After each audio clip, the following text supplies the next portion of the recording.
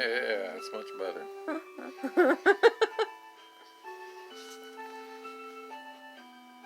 Wait, what do I look like? Ugh. God. We look great. So, Joyce, how did you like the film? Where are you recording? The Nature of the Beast, starring Eric Roberts and Lance Henriksen. The Nature of the Beast. I liked it. I thought it was good. That was, that was one of my favorite movies of all time. Probably my second favorite Eric Roberts movie of all time. And it'd been so long since I've seen it, I kind of forgot it existed. It's been so long. I don't know if I've seen every Eric Roberts movie. I know I have not. You haven't seen all 538? Dude, I looked up Eric Roberts after we watched this movie, and he's like going to be in the Guinness Book of World Records for most movies. He's like a modern day Most credits. Cameron Mitchell. I was like, holy shit. So, I thought the movie was pretty darn good. Yeah, better than one would expect.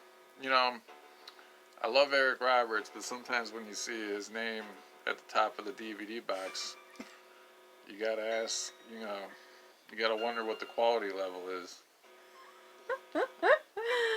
Yeah, although I think Lance did a pretty good job. Lance of Pumpkinhead fame. Lance Henriksen of Aliens fame. Of Pumpkinhead fame. He's like, he's a little bit like Christopher Walken, has that same kind of charm. Yeah, like I thought he did a really good job. Like perfect portrayal of somebody like in that position. The relationship between them was comical. Like oh yeah, we'd better describe the plot of the movie because not too many people have seen The Nature of the Beast, starring Eric Roberts and Lance Henriksen. So, Lance Henriksen is a traveling salesman. He's going through the desert. I don't even know if they ever say what state he's in. And then all we know is that there has been like he keeps turning on the radio and listening to the news. And what's on the news, Joyce?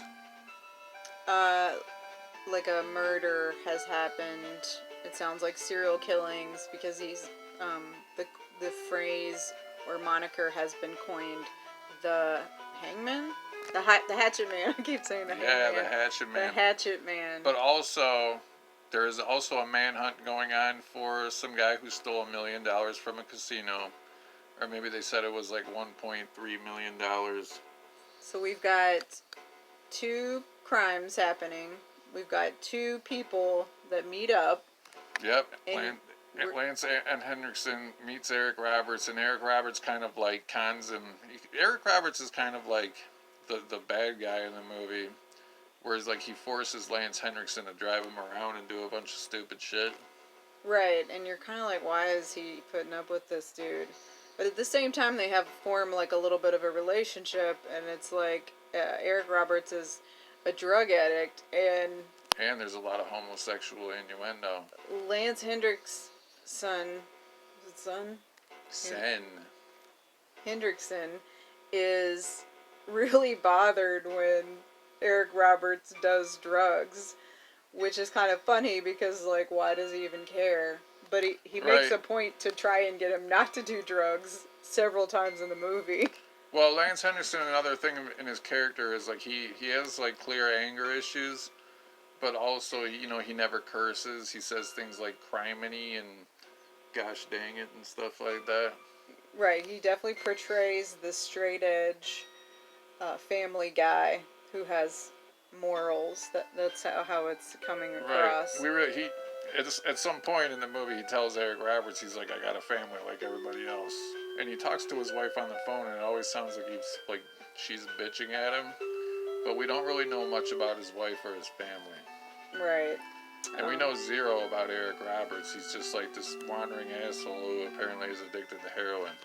Right. It kind of feels like they're leading you to believe that it's Eric Roberts is the Hatchet Man, but you have like 3 options. Is one of them both criminals? Are they each one of the criminals? What's the third option? I guess neither of them would be either of them. Right. But yeah, they're... Oh yeah. Or opposite. One thing in the movie that, you know, is like the mystery is Lance Henriksen has this metal briefcase that he always keeps hidden, and it's like all but handcuffed to his wrist. And then when he goes to his hotel, like, he hides it everywhere he goes, kind of stashes it. So you're like, what's in the briefcase? And, you know, you assume it's the money from the casino heist. Right. I mean, obviously, they're leading you to believe that that it's money, and like, who would carry around something else in it? But then at the end, spoiler alert, It's not money. It's not money. I really do want to spoil it because I want to talk about it. Yeah, none of you are gonna see this movie anyway. Or if you're watching this, you probably already have. Yeah. So anyway, it is a hatchet, and the hatchet's kind of a letdown, I thought, because the killer is called Hatchet Man, and he gets out this hatchet, and it looks like a Star Trek: The Next Generation, like Klingon warrior prop hatchet. Yeah, it just isn't a hatchet at all. It's completely metal and slender, and like a one-piece. It's almost like how a Chinese star is made, but only in a more hatchety shape. Also, it's like, who would keep their serial killer hatchet Yeah. in a shiny briefcase? It's clearly only in the briefcase, so people think that he stole money instead. So I think also, and I don't know if this is correct, but he keeps talking to the wife, and he keeps kind of like making up excuses, and says that the credit card is over the limit. And so I almost get the impression that he actually is not a salesman, and he carries around the briefcase to look like a salesman, but actually he's a serial killer, and when he tells his wife he's going on these sales trips, he's not selling anything at all. He's just killing people. He's killing people and taking their... Instead of being like wealth. instead of like being a salesman and also killing people. Like, I got the impression that that was actually not his job, but he was making his wife believe it. Oh yeah, he was friends with that cop. Maybe he was like a CIA agent and he just had like an unlimited fund. I don't know. Because that did kind of seem to be the case. Like, his job kind of does seem like it's a bullshit, like, made-up job. Like, even, you know, in the movie plot. Mm-hmm. So, yeah, I don't know, I'd have to watch it again, probably. But, you know, the movie's got some story problems, but as far as, like, the pace, like, there's not really any long, boring stretches. Like, most of the conversation and dialogue is interesting, and, like, really, it's like you watch the tension between Eric Roberts and Lance Henriksen, who, for the most part, hate each other.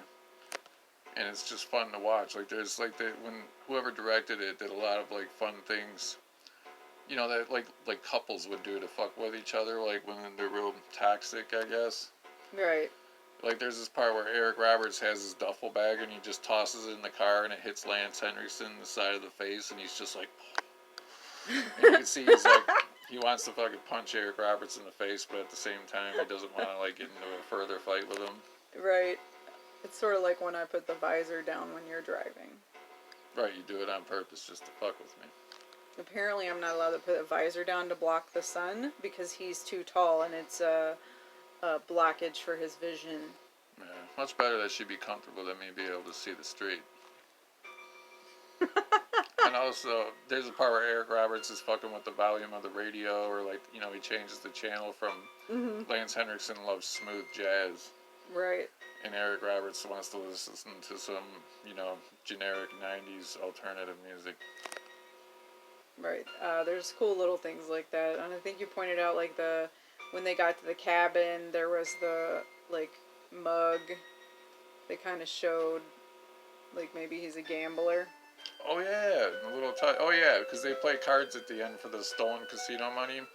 And Lance Henriksen just becomes, like, it's weird, as soon as they get to this cabin, he just becomes, like, this cocky, you know, it's like he becomes, like, the spider, and Eric Roberts is now in his web, now that he's on Lance Henriksen's turf. And they play cards, and, like, you know, like, Lance Henriksen is a total, like, casino shark, or, you know, card shark, whatever that word is. But it turns out that he isn't even the one that robbed the money. Right, he's taking the money from Eric Roberts, who was the casino thief, and Lance Henriksen was the serial killer. But apparently he's capable of it. Also. Maybe he was maybe he was a wandering gambler, and that's what he did for a living. He told his wife he dealt in paper goods. Right. Another mystery. Maybe it'll be solved in the sequel. We'll find out what Lance Henriksen really does for a living. I can't wait to watch Pumpkinhead. Oh yeah, now we gotta watch. We're gonna have like a Lance Henriksen marathon. That's my yearly Halloween movie, which I'm getting ready for. Coming soon. Incidentally. It's Pumpkinhead. Also a Misfits song.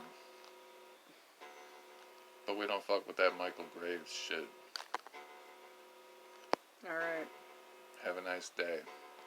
Like and subscribe. Ring the bell.